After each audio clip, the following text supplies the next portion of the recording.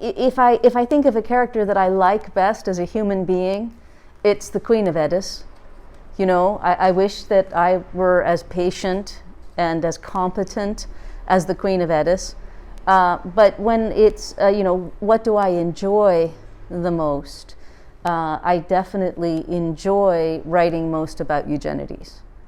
But, you know, in terms of favorite character, it's a difficult question to answer because I do enjoy all of them, and I like them more and more the more I write about them. So by the time I have gotten to the end of the series, even the horrible characters, I'm very fond of them. And I really enjoy sometimes writing from the viewpoint of the characters that, you know, I would never like to meet in person ever.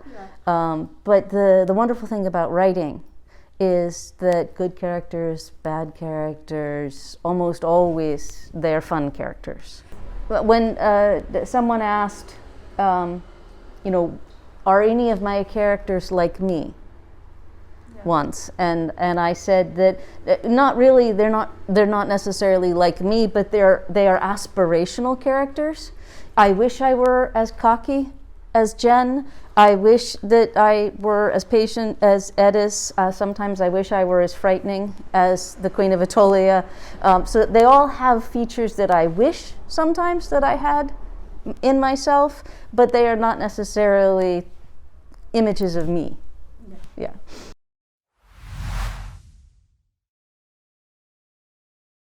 In 1992, I had the very beginning of an idea for this story.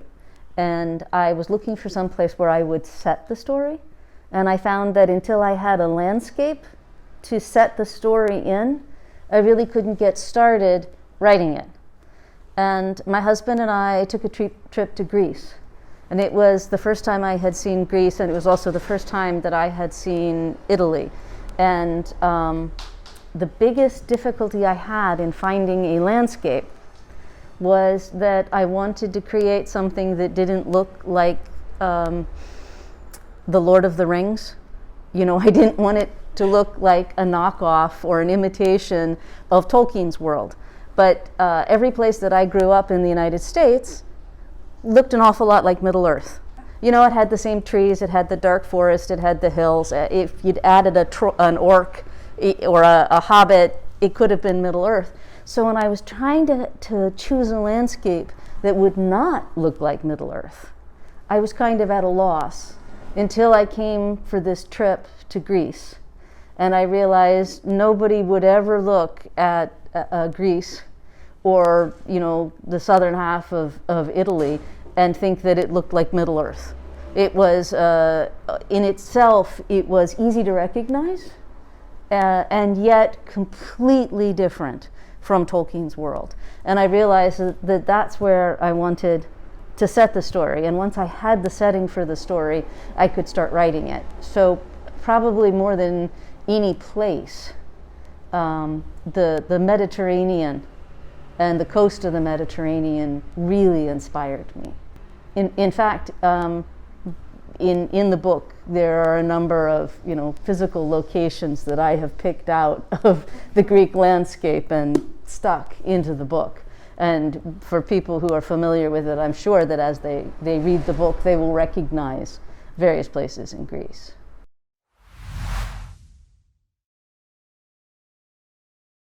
Diana Wynne Jones, she wrote Howl's Moving Castle, which Miyazaki made into an animated movie. But she had a whole career of fabulous books, and she was a huge influence on my work. I am published because of her. When I was just starting to write, I wrote short stories, and my first book was a collection of short stories instead of 3 Wishes. And I had written the stories. I sent 2 of them to Diana. She was a British writer. And she liked them and recommended me to her publisher in the United States, Green Willow Books. And that was the beginning of my career because they liked my short stories and they published the short stories and then asked me to write a novel. And The Thief was the novel that I wrote for them. But also, she wrote a series of books called The Crown of Dalemark, and in it she has these godlike figures who have an immortal life, and there is a whole mythology of stories around them. And when I read it the first time, I thought that she must have based this on some religion that I didn't know about, because it seemed very much like a real religion that happens to be copied into a book. And when I learned a little bit more, I realized that no, she just made it up. She made everything about this entire religion up.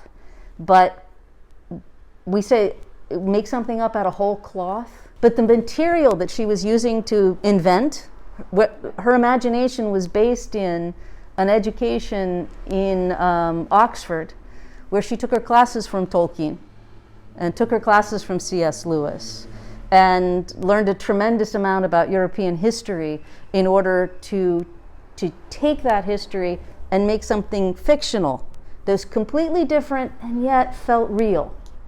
And so that's what I wanted to do. When I wrote The Thief, I really wanted to create gods and goddesses that were not Greek, but that felt like they were real. Yeah, different. Right, and this is very embarrassing, but I didn't know whether I was successful or not until I started to get reviews in the United States after the book was published. And in the reviews, they kept talking about the Greek gods. All of the Greek gods in my book. My story about the Greek gods. You know, the Greek gods in the book. And I kept thinking these... But I guess I was successful because everybody just thought they were Greek gods that they personally had not heard of before. Like maybe there was a whole bunch of new Greek gods they didn't know. So on the one hand, I am embarrassed for people who should know who the Greek gods are. And on the other hand, I'm happy that I succeeded in what I was trying to do. So, but that's largely Diana's influence. But also, there is another British author, Rosemary Sutcliffe, and she wrote historical fiction about Roman Britain, you know, the beginning of the Christian era, 400 AD, and her books meant a great deal to me when I was reading them growing up. One of the things that I wondered when I read her books the first time is why, when we read an adventure story, when we read almost anything when I was growing up, do we never see anyone who is less than physically perfect, strong and healthy in every way? Her book, The Eagle of the Ninth, is about a young man who was a centurion in the Roman Empire, and he has a whole plan for how his life is going to go. And in his very first battle, his leg is broken so badly that he won't be a soldier. And he has to figure out what else he's going to do with his life. And that was the first time I asked myself, who gets to be the main character in an adventure story? Is it only people who are strong and healthy who get to be the main character in a story that's an adventure? And when I wrote The Thief, I had Sutcliffe's sense of history. I wanted to bring the fantasy from Diana, but I wanted to bring the sense of history from Sutcliffe. And more as I wrote the books, they have become a conversation with Rosemary Sutcliffe about who gets to be the hero of a story. Sutcliffe suffered from juvenile rheumatoid arthritis and was in a wheelchair for most of her life. And she wrote these just stupendous boys' adventure stories. This was in the 1950s when all of the girls read the stories about the house and getting married and being in love, and all of the boys read the stories about pirates and exciting things. And she very much wanted to write the stories, to read the stories about pirates and adventure, and also when she was an adult to write the stories about pirates and adventures, which was bucking a big trend when she wrote in 1954, 55.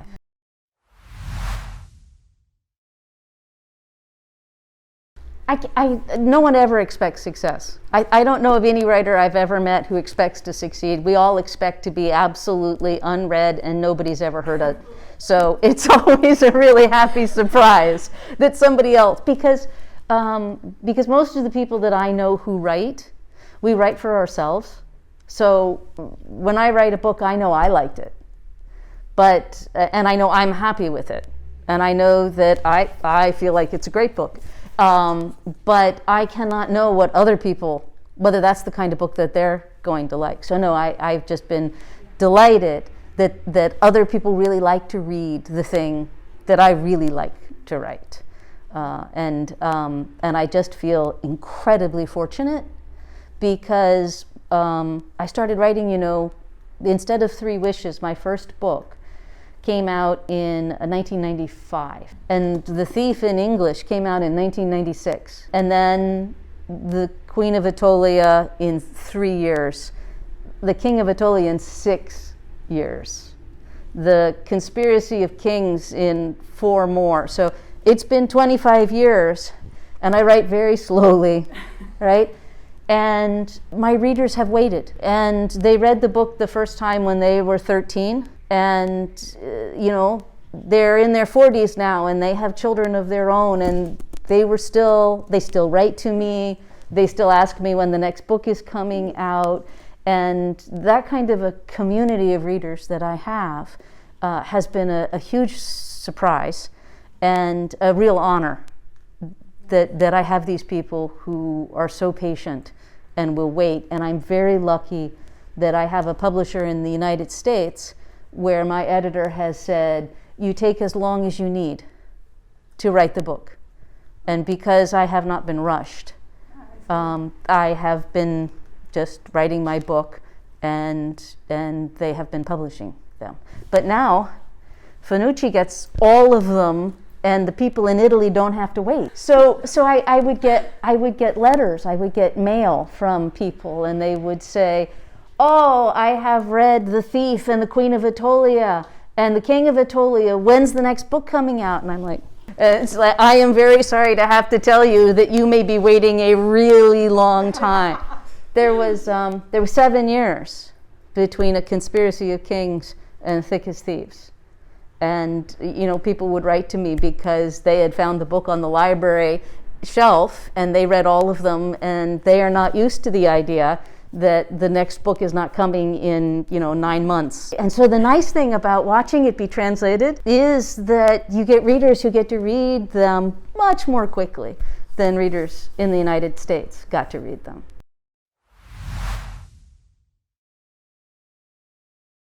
When I wrote The Thief, Il Ladro, I thought it was going to be a standalone. And in fact, there was information and a few little plot lines that I cut out because the book didn't need them, and they didn't really serve the story that I meant to tell. And the book was getting too long, so I cut it. And then I got the Newbery Honor Book Prize. I won a large award, a very significant award. It's the reason I have the career I have. It's the reason I could write so slowly. It's because I was the writer of a Newbery Honor book for The Thief, and that meant that however slowly I wrote, somebody would read what I wrote when I eventually finished. It gave me the career I have. And when they called and they told me that I had won this award, there was a librarian on the phone, and she said, because this award is given by the librarians, the American Library Association. She said, where's the sequel? And I had been writing something else. I had been working on a completely different book. And as soon as she asked me, I thought, I don't want to write that other book. I want to write the sequel. And in the space, I say, of about 25 minutes, the whole story spooled out from The Queen of Ætolia all the way through Return of the Thief. So it took 25 minutes to come up with the idea and 25 years to write it. And then I really was sorry that I had cut those things out of The Thief. It was much harder to tie those things back in that I had earlier cut out.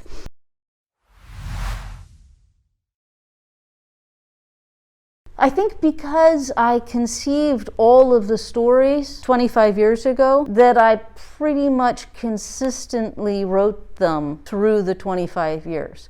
I think I do feel like now that I have completed my story, I may go write something now completely different. I have been a long time in that style. And I think I'm looking forward to going and trying something completely different. Okay. It will still probably be fantasy, because I really like fantasy. But I might write an adult book or even a book for younger readers. And the tone of the books needed to stay fairly consistent so that it felt like they were all connected. But I think I might strike a different tone in the future with different books. Because I do write so slowly, it's always been really important to me that every book does stand alone. Each of the books has a beginning and a middle and a satisfying ending. You don't ever find out at the end of one book that you have to have the next one to find out what happened. Each story should be whole and complete. And that means that I hope readers know they don't have to read every book in order. I would like them to, but for me it's more important that they read than that they read them in order. I don't know if that's so much a change in my style, because that's been my style from the beginning, that I always think I could have done better. You know how they say in the movies, when the people have to escape along the cliff edge or someplace very high, and they say, don't look down, don't look down. I think with writing, it's don't look back. Just don't look back. It's better, you just don't look back. What's forward is what matters.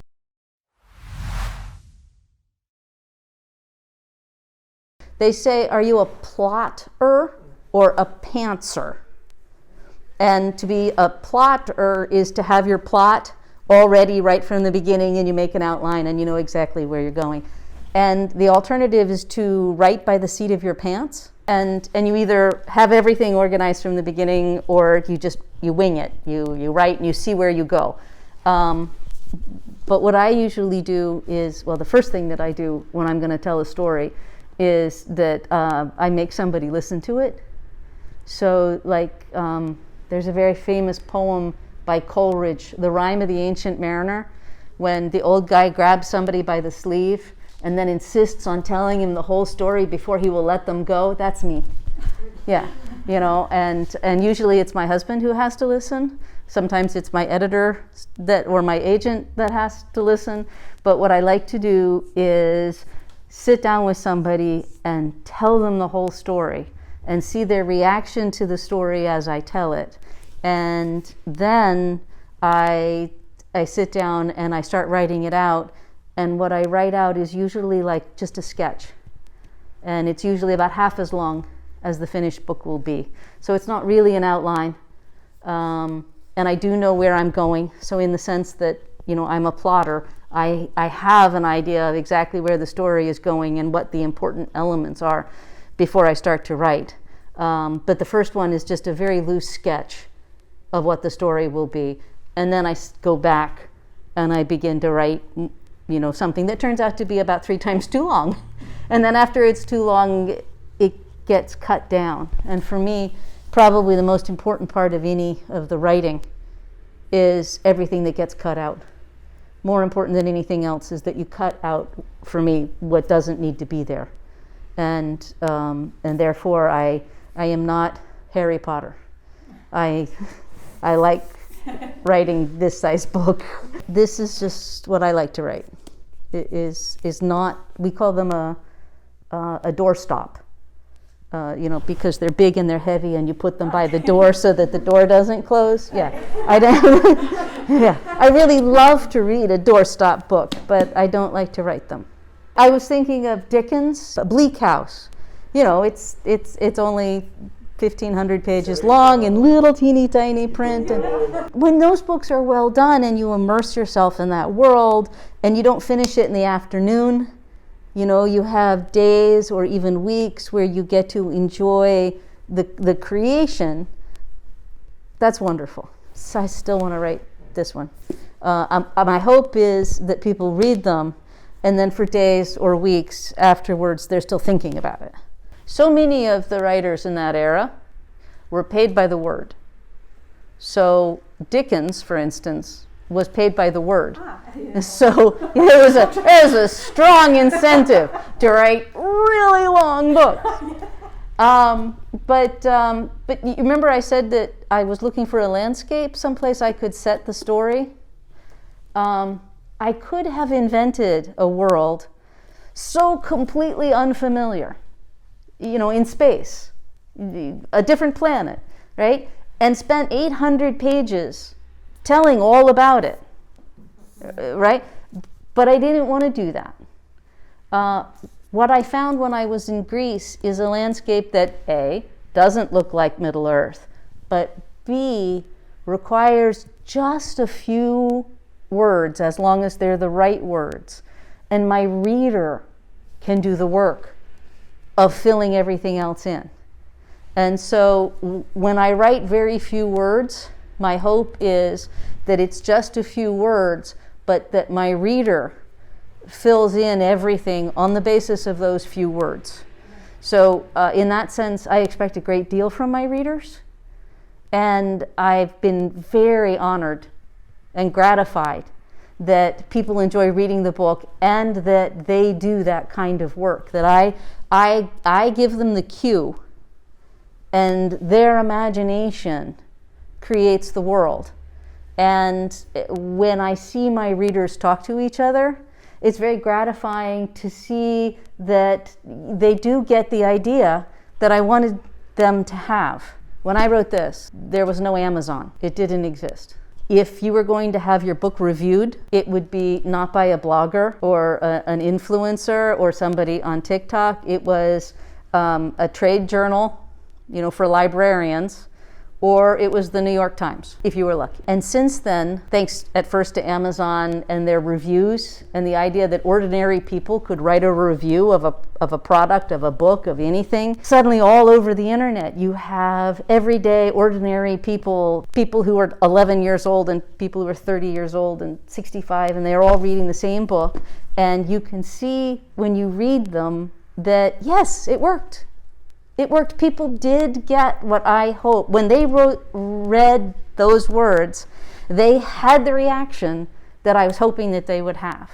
And it's like catnip for authors to be able to interact with the readers, or to see the readers and see them reacting to something.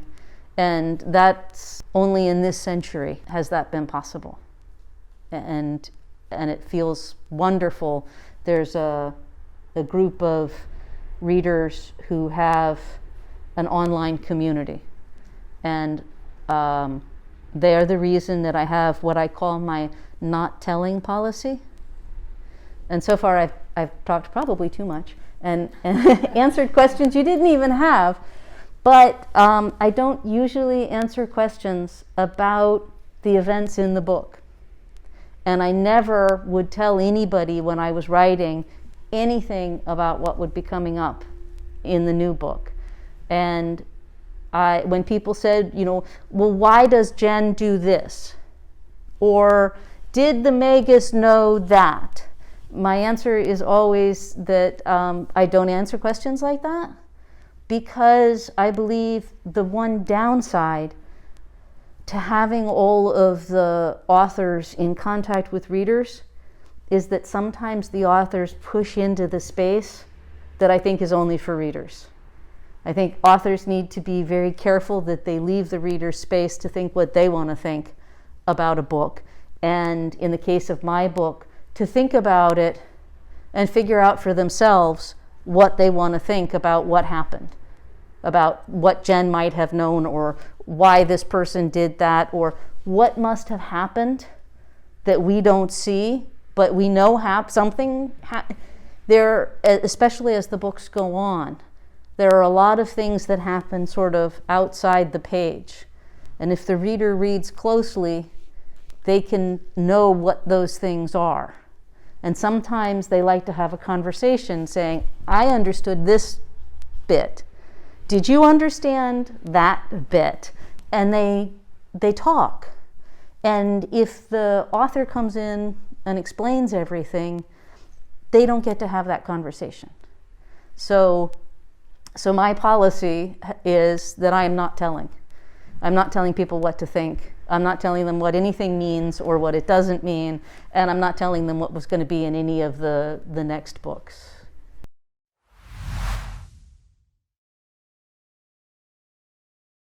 I think it's probably true that everything has always been ephemeral,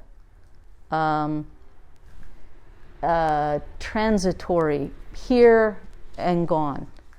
And, you know, our lives are so short. We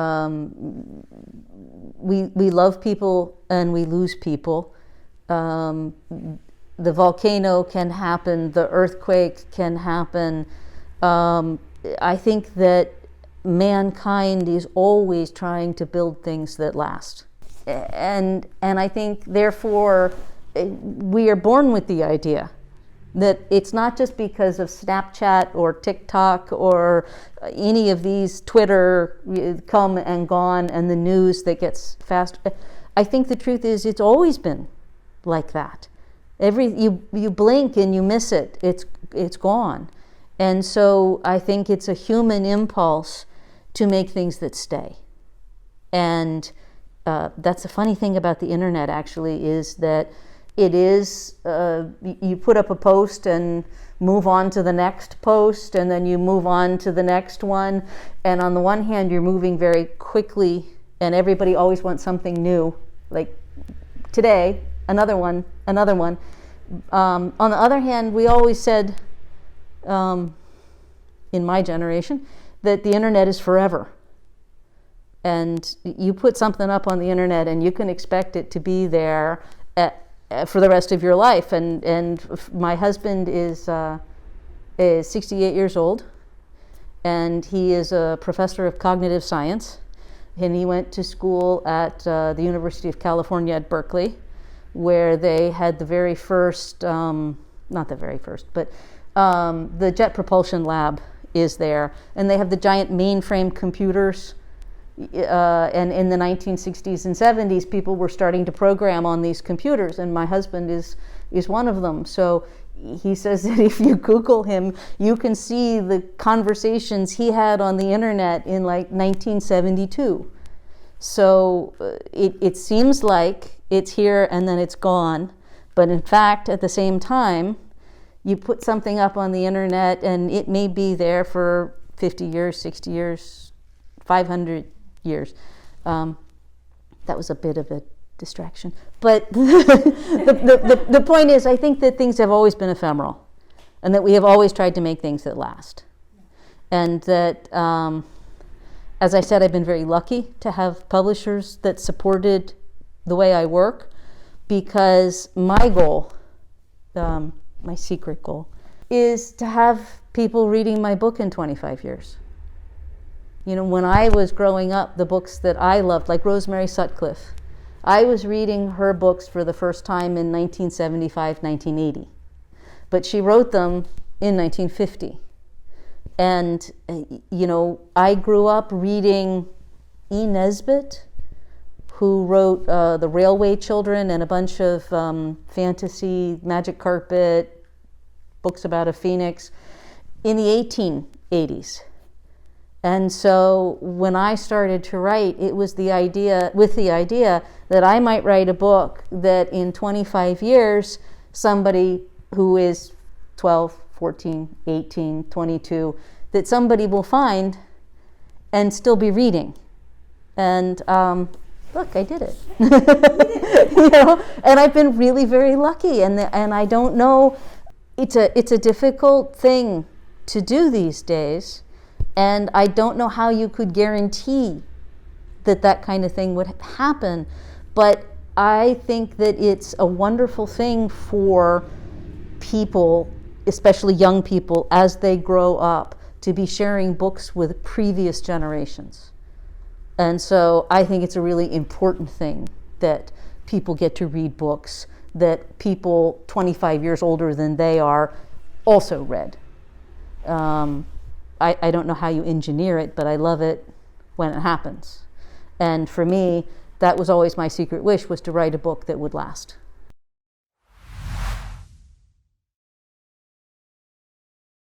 On the contrary, sort of.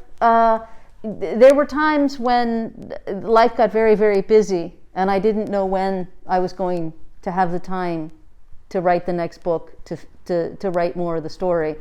But again, I was very lucky that I had started on this job, on this series, because I know my readers expect me to take a long time, and I know I try to write each book to stand on its own, but I did feel like I had made a promise to write the whole story.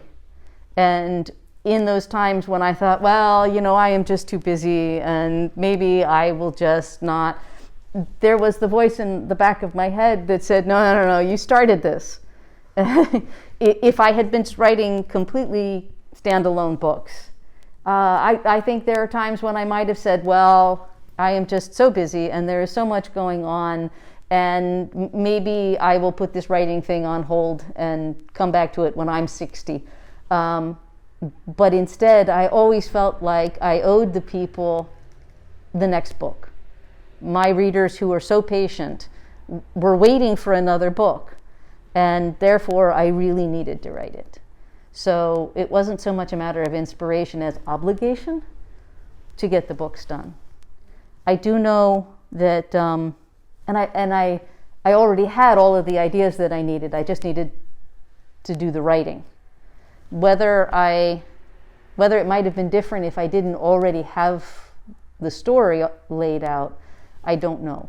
I do know that one of my worries is that it would be easy to just keep writing in the same world and just write another little story in this world and another little story and another little, and I have seen lots of authors who did that, and they weren't very good stories, but I really loved their series, or I loved their world, so I just kept reading as they kept writing, and to be honest, it was not the best writing.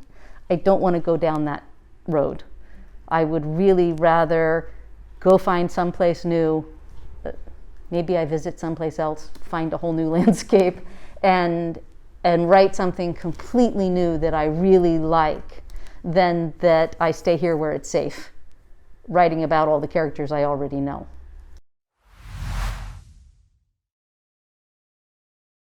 Somebody asked Neil Gaiman a million years ago if some book that he wrote was going to be made into a movie. And he said that with movies, he always was confident that a movie was going to be made when he was sitting in the theater watching it, and never before that. So everything is always, up in the air. But given that everything is always up in the air, I'm very excited because Walt Disney, Jim Whittaker is a producer, and they have made an option on the film, on the books, which means that they are taking a bet that they will like to make the movie, which is nice. But beyond that, they have taken a second option on the film. And they have produced a script, and they are looking for a director, and I'm very optimistic, with the understanding that who knows what's ever going to happen in the world, in Los Angeles and the world of films. I would really like to see the main character not be 30 years old. And therefore, in order to say, oh, I have an idea, I would have to know a lot more young actors right now, and I just don't know many actors that are young enough for me to be thinking about them as the characters in the book. And then if it takes a minimum of, say, 3 years to get a movie made, even if they started out young enough, they will be old by the time they make the movie. And then even if they find somebody young enough to make that one, and then it takes 3 more years, by the time you would get to, hopefully, you know, why not dream, the next one, they would be that much older. So I'm hard-pressed to pick out anybody. I mean, the perfect actor is probably 11 years old right now, and none of us have ever seen him. So, no, I don't know. It's not a world that I know, so no, I don't have any real guesses. I would like them to be on the younger side rather than the older side, but it's more that just that they pick somebody who acts like him, even more than how old he is or what he looks like. It's really, I don't spend a lot of time describing the outsides of people. I'm much more interested in what their insides are like. My characters' thinking and motivation and stuff like that. So I almost don't care what the person looks like that they pick, only the way he acts. Well, I sent my agent a casting list. Yes, and it was all cats. It was all pictures of various different kittens and cats. And I said, well, this one could be the Queen of Atolia. She's a Persian cat. And this one could be the Megas. He's very old and he's got a scar on. And this one could be, that was April Fool's Day. Yes, that was my April Fool's Day joke, was an entire cast list, and all of them were cats. So Heath Ledger was in some show when he was 13. And he would have been the perfect Sophos, the younger of the two assistants. And he was just like a little baby. He was so cute. And then he was in the movie, I think it was called A Knight's Tale. Right, or it might have been another one, but about that era. But then he's, 25 years, he's 10 years older, and he's about this much wider, and he's all dressed in armor, and he's got blood on his face, and I'm like, look, Sophos, he grew up, And so I think about that. When people talk about casting, one of the things I think about is just, well, we want him to look like this when he's 13, and then in later books, we need him to look like that. And again, you can do that when you don't have to worry about time and space and reality, and you can just go back and look at actors and say, yes, I want Leonardo DiCaprio at like 14. He was the perfect baby. So, this is the vibe, definitely, for all of these characters. But again, I don't know who, and I don't know how. I have no idea. You asked about, what do I have to do with making the movie? And the answer is nothing. Nothing. And it didn't necessarily have to be that way. Earlier in the, 10 years ago, when I was thinking about this, I was thinking maybe I would be like, I think Leigh Bardugo in the Grishaverse. She's doing a lot of the writing. And I decided that probably would not work well for me, and that I would not want to do that, and that I would probably be more comfortable saying, I write the book, they make the movie. Yeah. That, my job here is done, and now it's their job, because I'm very particular about how I wanted every single little thing to turn out. And I could be very particular because it was just me and the pen and the paper writing the book. And I knew what I was doing. I don't know what I'm doing making a movie. I don't know anything about how that works. And so I would have to essentially start a whole new career and learn everything I needed to know in order to participate. And I decided I didn't want to do that. And I'm more comfortable just being the person who wrote the book. There was somebody once said to an author, isn't it terrible what they did to your book? And the person said, no, they didn't do anything to my book. My book is safe. My book hasn't changed. My book is right here on the bookshelf, just exactly the same as it always was. And in that sense, that's my goal, is to recognize that that's not my responsibility, and it is theirs, and I picked people that I think see the book the same way that I see the book, and I think will do a really good job, but it's not my job to tell them how to do their job.